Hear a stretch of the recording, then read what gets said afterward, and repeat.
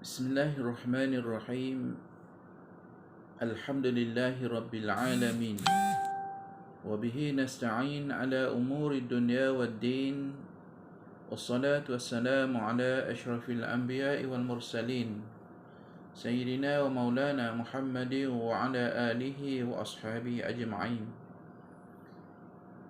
Rabbi shrah li sadri wa yassir li amri wahlul 'uqdatam min lisani yafqahu qawli.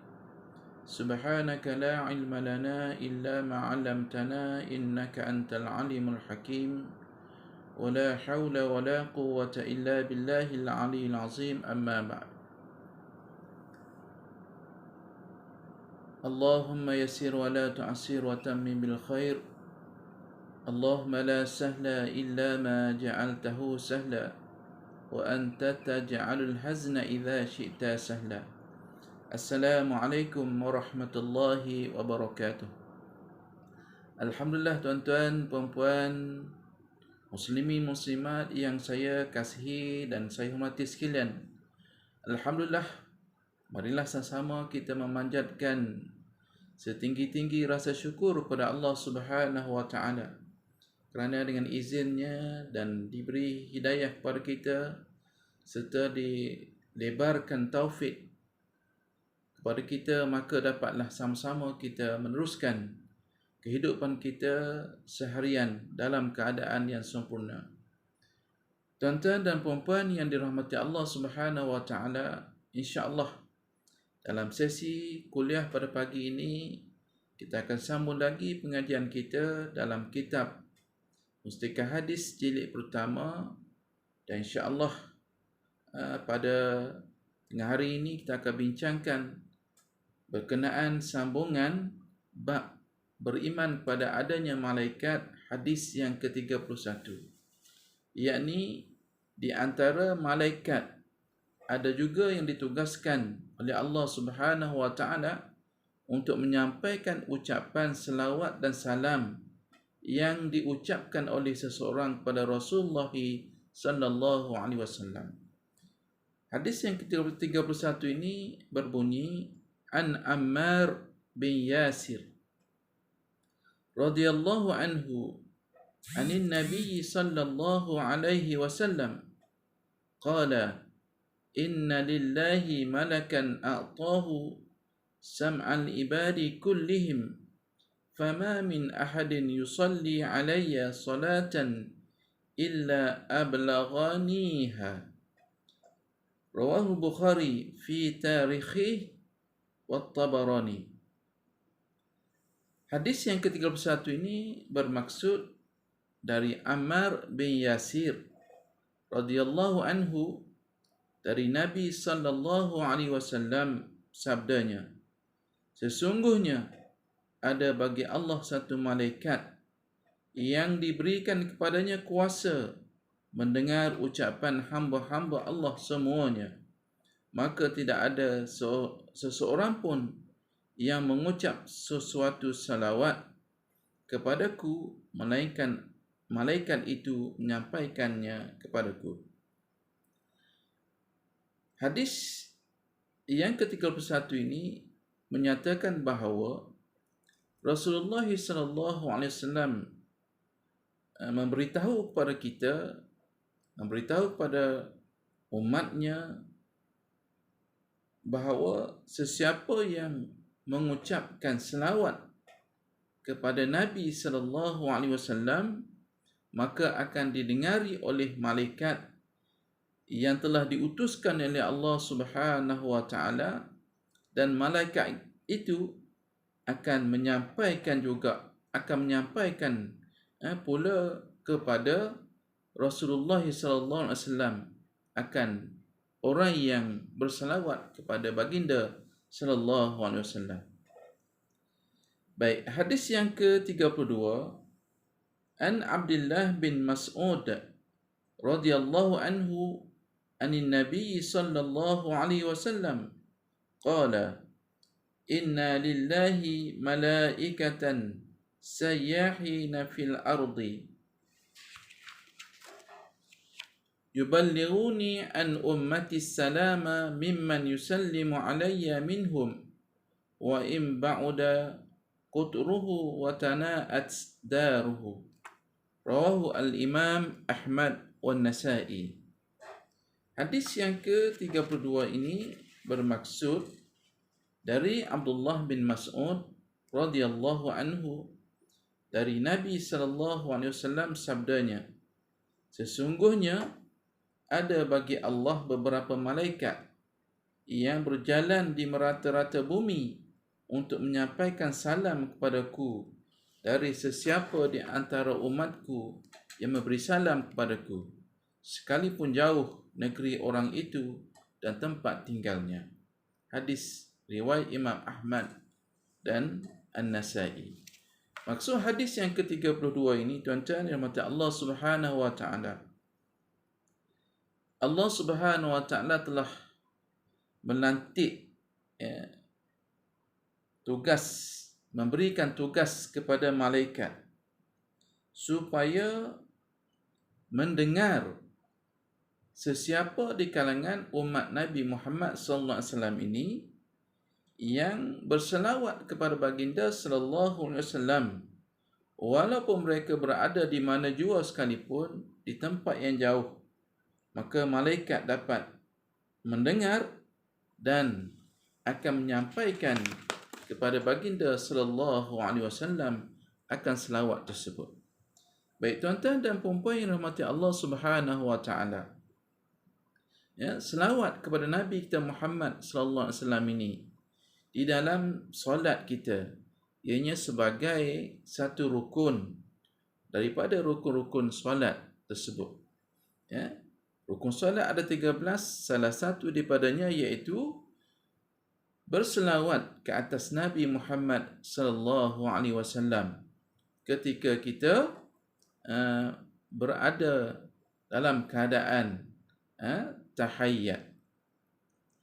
Baik tuan-tuan dan puan-puan Allah Subhanahu wa taala, ucapan selawat dan salam kepada Rasulullah sallallahu alaihi wasallam adalah satu ibadah yang sangat-sangat dituntut dari setiap orang Islam dalam setiap masa. Apabila disebut ibadah, tuan-tuan, ia ada ganjaran daripada Allah Subhanahu wa taala.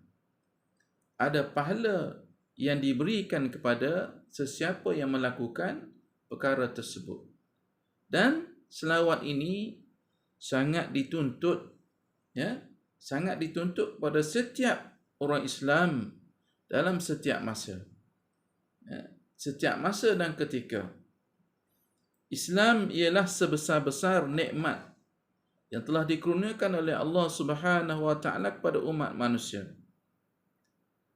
Siapa yang menyampaikan Islam kepada kita?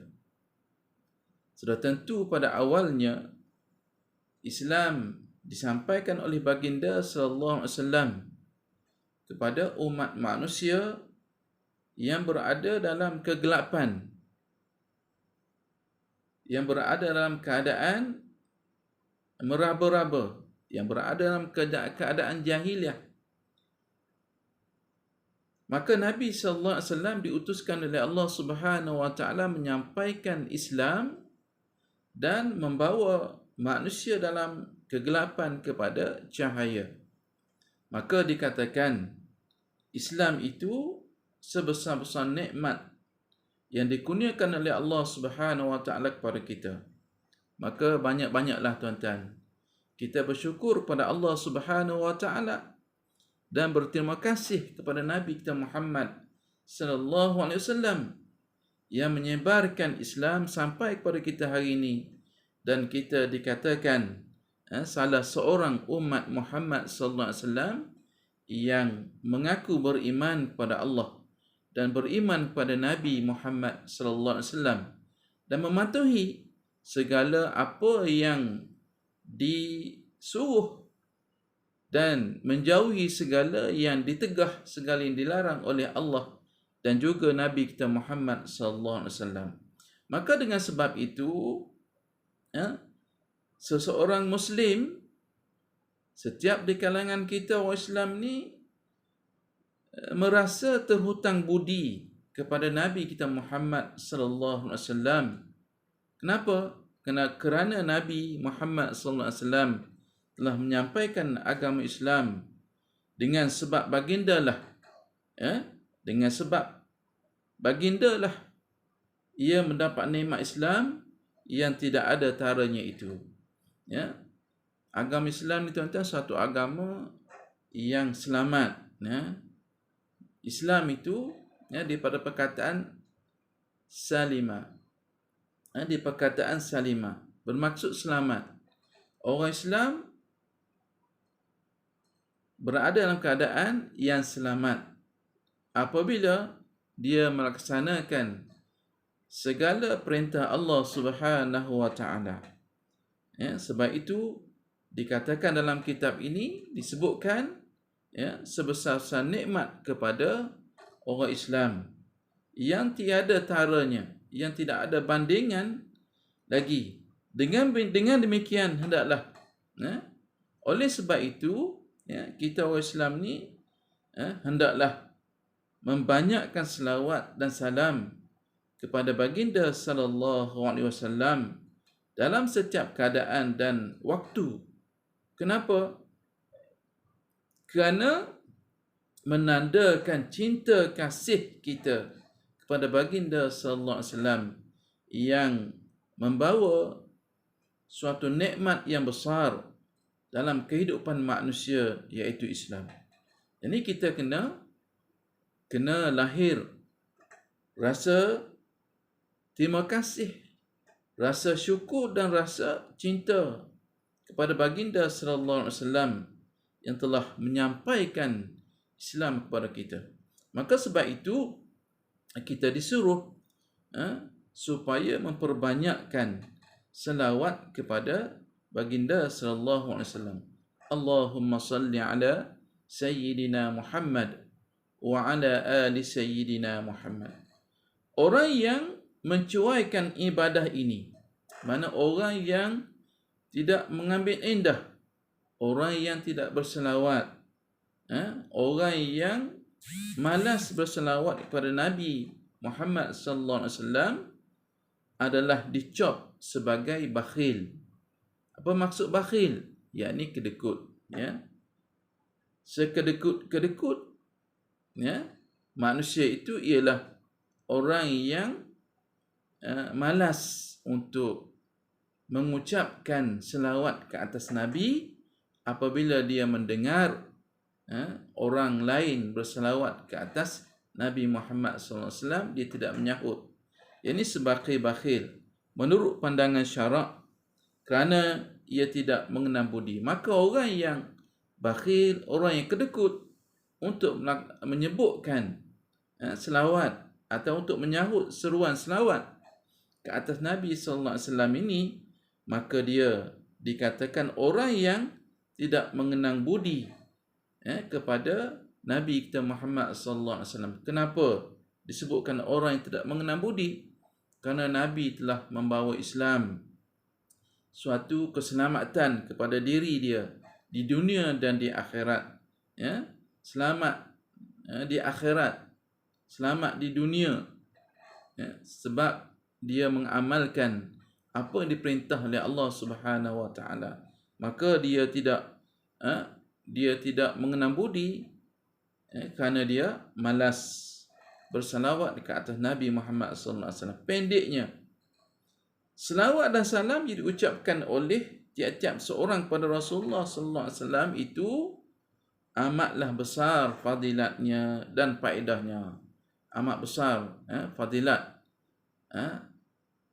amat besar faedah di sisi Allah Subhanahu wa taala. Dan kerana itulah ada malaikat yang bertugas menyampaikannya kepada baginda sallallahu alaihi wasallam. Allah Subhanahu wa taala oleh kerana fadilatnya besar, faedah kepada manusia, maka Allah Subhanahu wa taala mengutuskan malaikat supaya mendengar, supaya mencari-cari siapakah orang yang mengucapkan selawat kepada baginda sallallahu alaihi wasallam, dan selawat itu disampaikan oleh malaikat kepada baginda sallallahu alaihi wasallam yang menyatakan bahawa umatmu si fulan bin si fulan ini, si fulan bin si fulan, orang itu, orang sekian-sekian yang telah bersalawat kepadamu wahai Muhammad sallallahu alaihi wasallam. Baik, tuan-tuan rahmati Allah Subhanahu wa taala.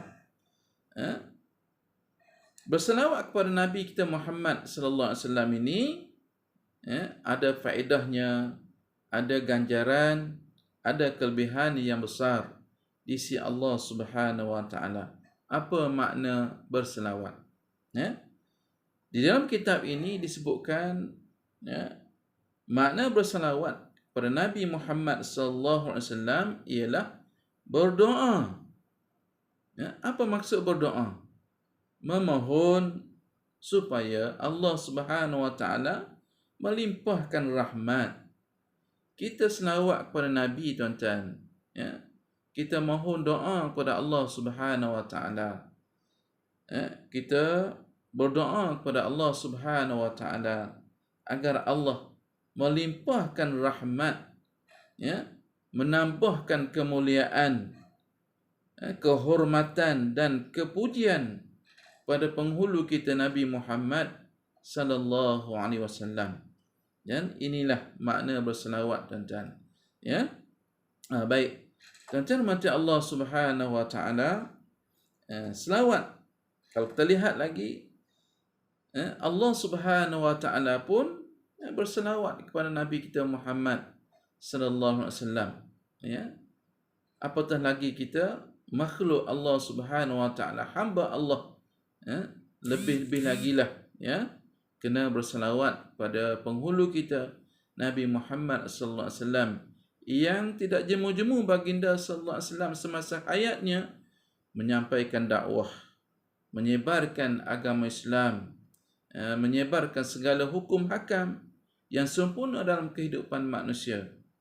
Dengan manusia mengamalkan Islam tersebut, maka seseorang itu telah selamat di dunia dan di hari akhirat. Baik, tuan-tuan mati Allah Subhanahu wa taala. Sebagai kesimpulannya dalam tazkirah pendek pada tengah hari ini berkenaan dengan malaikat ditugaskan oleh Allah Subhanahu wa taala untuk mendengar ucapan selawat daripada para hamba, dan malaikat menyampaikan selawat tersebut kepada baginda sallallahu alaihi wasallam. Maka kita sebagai umat Nabi Muhammad sallallahu alaihi wasallam, umat akhir zaman ini, perbanyakkanlah kita mengucap selawat kepada Nabi kita Muhammad sallallahu alaihi wasallam dengan ucapan yang betul-betul lahir daripada hati nurani kita. Insya-Allah Allah Subhanahu wa taala akan memberi ganjaran dan ada faedah yang besar kepada kita. Insya-Allah akan disebutkan dalam sesi kuliah yang akan datang. Saya mohon kepada tuan-tuan supaya sama-sama kita sharingkan perkara yang baik ini sebagai sokongan kepada perkara-perkara yang baik yang telah disebutkan dalam kuliah ini. Dan saya mengucapkan terima kasih pada tuan-tuan yang menyokong video yang baik ini dan disebarkan. Moga-moga Allah Subhanahu wa taala memberi rahmat, menambahkan rezeki, panjang umur pada tuan-tuan dan puan-puan yang saya kasih sekalian. Insya-Allah kita akan sambung pada sesi yang akan datang berkenaan dengan maksud dan tujuan berselawat. Sekian. Wassalamualaikum warahmatullahi wabarakatuh.